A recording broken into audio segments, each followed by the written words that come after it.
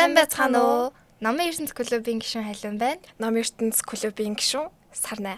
За бид хоёр өнөөдөр амьтдын тухай 50 номоос Долид Лимчийн аялал хэмээх романыг ярих гэж байна. За бидэнд зохиолчийн талаарх бяцхан мэдээллийг хүргэл. За манай Долид Лимчийн аялал гэдэг ном нь болохоор Хью Лофтинг гээд зохиолч бичсэн байгаа. Тэгээд энэ зохиолч нь болохоор 1886 онд Англи улсад төрж өссөн. Тэгээд анхандаа болохоор инженерийн чиглэлээр сурж исэн боловч дараа нь Америк улс руу шилжин их нэртэйгээ нүгэд тэгээд тэрнийхэн дараа цэргийн алба хааж явахдаа энэ хүү номыг бичсэн байдаг. За тэгвэл хоёулаа шууд ном руу орох уу? Номын маань үйл явдал хэрхэн өрнөдөг вэ? Ном дээр маань юу өгүүлдэг вэ? Эхэндээ болохоор Долид эмч гээд номын гол дүр байгаа. Тэгээд энэ дүр болохоор хамгийн анх хүний эмч байсан. Тэгээд тэр хугацаанд амьтад маш их хайртай байсан. Тийм учраас амьтдыг анхаарад, халамжлаад, хайрлаад явж байгаа хугацаанд амьтдыг тижээж ахад хүмүүс их дургүй байсан. Яагаад тэгэхээр тэр Долид эмчэд очиж эмчлүүлэх гэсэн чинь янз янзын амьтад нь ингээд айлгаад, тийм учраас Долид эмч дээр хүмүүс очихой байсан. Тэгэхээр нэг өсөнд болохоор Долид эмч хүний эмч хаа болж байгаа гэсэн үг. Тийм дээрэс нь тэр Долид эмчлэлээр дүүн гээд Сара гэх дүүн бас амар эсэргүүцдэг байсан. Амьтын дижэхийг нөө? Тийм, амьтын дижэхийг. Тийм учраас Долид эмч маш шахалтанд орж исэн. Гэхдээ Долид эмч маань амьтдад маш хайртай учраас амьтдыг ерөөсөө хаяагүй. Хүний эмч байгаа байсан гэдгсэн шүү дээ. Тэгээд цаашдаа Долид эмч маань юу идэв юм бэ? За хүний эмч болохоо болсны дараагаар Долид эмч маань мэдээж сонирхлынхаа дагуу амьтны эмч болсон байгаа. Тэгээд амьтны эмч болоход хамгийн нөлөөтэй зүйл нь тэр нэг тоттой. Тэгээд тот нь болохоор Долид эмчэд амьтдын хэлийг заадаг. Амьтад ингээд энэгээр ярьдаг гэд ерөнхийдөө ол заадаг. Тийм болохоор нөгөө амьтдыг илүү ойлгодог. Тэдэнд яг ямар бэрхшээл тулгараад байгаа гэдэг талаар нь илүү мэддэг гэсэн үг. Тэгэхээр ер нь дотороо дамжуулаад амьтад хайртаагаас гадна бүр тэдний хэлийг ойлгодог болт юм байна шүү дээ, тийм ээ? Тийм. За номын маань талаар кино хийгдсэн гэж сонссон юм байна. Амьтдын тухай 50 номоос маань сэтвлэж кино хийгдсэн ном тиймч байдаггүй. Тэгээд та яагаад энэ хүн номоос сэтвлэн ер нь кино хийгдсэн гэж бодож байна? За нэгдүгээр талхлаарэ энэ номоор кино хийвэл олон хүнд хүртээмжтэй байх гэж бодсон. Яагаад гэхээр илүү адал явдал гардаг. Тэгээд илүү сонирхолтой. Дээрэс нь дөрүүд нь ч гэсэн амьтад байгаа учраас хүүхдүүд болон залуу үеийнхэн илүү үзэх байх гэж бодсон. Гэтэ бас адал явдалтай учраас хүмүүс амар татагдах байх гэж бодож байна. За зохиол дээр маань амьтдын талаар хэр гардаг вэ? Эсвэл зохиол дээр гардаг дөрүүдийн маань онцлог нь юу вэ? За зохиол дээр болохоор маш олон амьтад гардаг. Долид эмч маань амьтан харж халамжилж эмчилж явах хугацаанд маш олон амьтдыг тижээдэг. Тэрэнд болохоор ой амьтад, гэргийн тижээвэр амьтад гэх мэтчлэн олон амьтад байдаг. Тийм. Тэгэхээр дээрэс нь нөгөө нэг өөрөө бас аялж явах хугацаанд 70 амьтад, ширэнгэн ой амьтад гэх мэтчлэн олон амьтадтай танилцж тэдэнтэй ярилцж ирсэн. Тэдгээр амьтад маань тэгвэл одоо хүн төрөлхтний хэрхэн илэрхийлсэн бэ? Одоо тиймэрхүү санаа ном дээр маань гардаг уу? Хүн төрөлхтнийг илэрхийлнэ. Одоо тэдэнд хүмүүс амьтдтай хэрхэн харьцдаг вэ ч юм уу? Эсвэл амьтдын зүгээс хүмүүсийг хэрхэн хардаг вэ ч юм уу? За амьтдын зүгээс болохоор хүмүүсийг өөрсдийг нь ойлгодоггүй гэж ерөнхийдөө бол би ойлгосон. Яагаад гэхээр хүн өдий олон жил амьтдтай амьдарчаад яагаад өдийг хүртэл зөвхөн нохой сүүлээ шарвалзуулахад л баярлдаг гэдгийг мэддэм бэ гэсэн хэсэг гарч исэн баггүй юу. Тийм учраас ерөнхийдөө бол хүмүүн гэдэг амьтдыг одоогоор ойлгоогүй байна.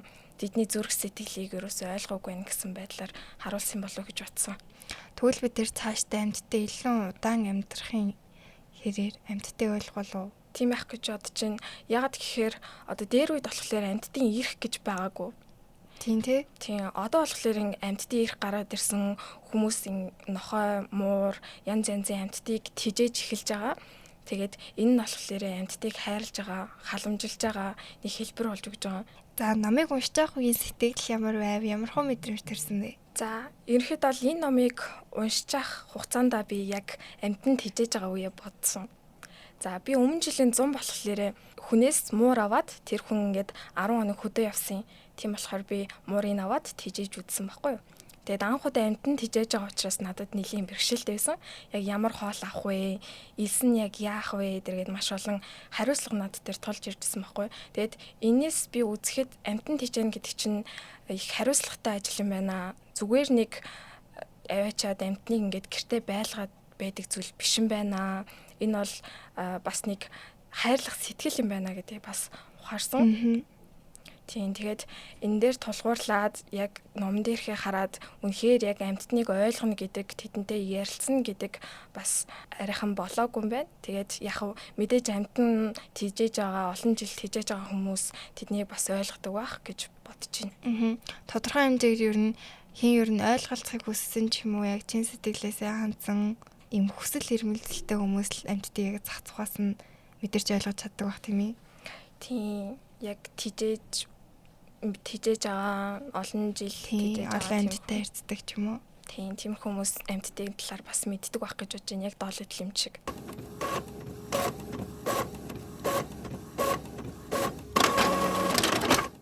Тэгвэл энэ намаас маань ингээд ийм олон сэтгэл мэдрэмж төрүүлсэн тийм ээ. Онцлог хэсэг нь юу вэ? Тиймэрхүү ингээд яг энэ хэсэг юм гоё яасан даа гэсэн тийм үйл явдал гарсан уу? За тэгэхээр доолой төлөмч маань амьтдын элийг мэдснийхаа дараагаар ширэнгэн сармагчингуудыг Африкийн сармагчингуудыг аврахаар явж байгаа. Тэдэнд хүнд өвчин туссан гэд.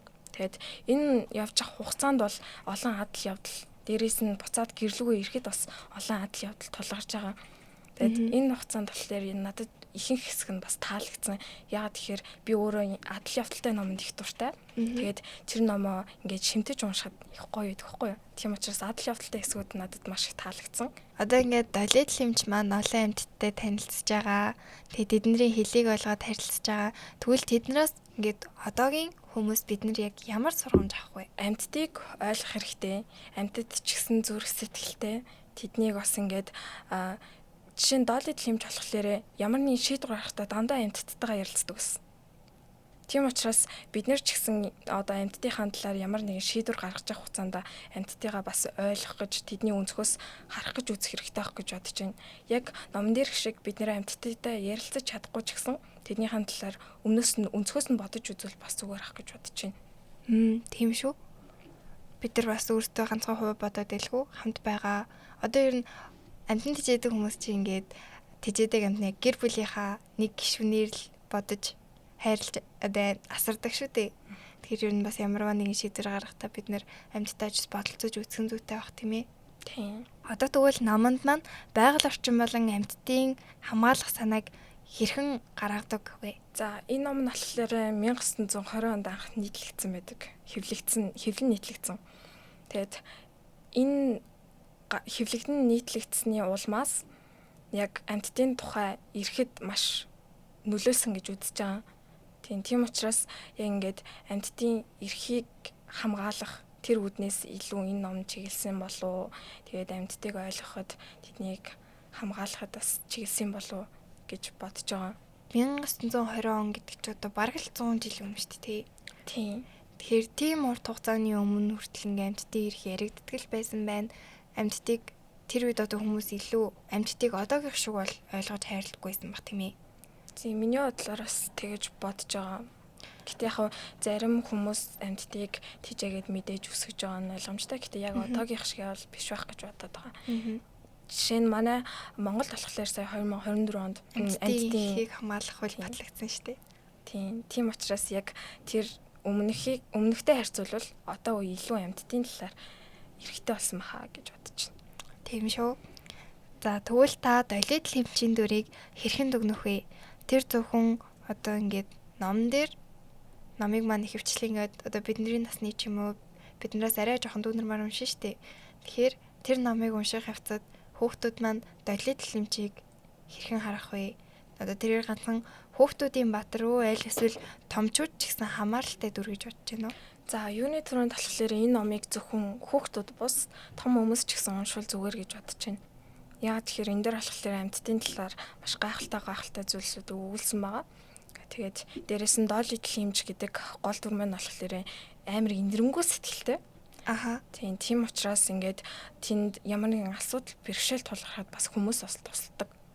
Тийм жишээ нь болохоор Африкийн сармагчингуудыг одоо эмчилгээр явж явах хугацаанд нь одоо тэр байсан тосгоны хүнээс нь одоо тусламж үзүүлж явуулдаг байхгүй юу. Тийм учраас доотлол эмчийн бас инэрэнгүй сэтгэлтэй бусдад тусалдаг гэдгийг харж байна. Дээрэс нь гудамжинд явж байхад нь хүүхдүүд зураад элдв янзын асуулт асуудаг байсан. Тэр үед нь зарим хүмүүс болохоор дургуйсан шүү дээ. Яах гээд байгаа юм бэ тэргээд. Харин доотлол эмч болохоор ерөөсөө төвшөхгүй тэр хүүхдүүдэд маш одоо тусалж тэр асуултанд нь сонирхолтойгоор хариулдаг байсан. Тийм учраас доотлол эмч бол хүнтэй бас нэлийн инэрэнгүй харьцдаг, зөвхөн амьтдтай биш хүнтэй ч гэсэн гоё харьцдаг хүн байсан гэж бодож байна. Тэгвэл ер нь долоо эмчээс санаа аваад айгүй зөв үлгэр дуурайллыг бид нар авч болох юм тийм ээ. Ганцхан амьтдтай харьцах гэхгүй нэг намаас олон мэдээлэл авч болох нь шүү дээ тийм ээ. Нам дээр маань одоо ингээм амьтдаас гадна далайн амьтад, ширэнгэн амьтад, за тэгээ гэрийн тэжээвэр амьтад гээд ер нь байгаль орчныхын талаар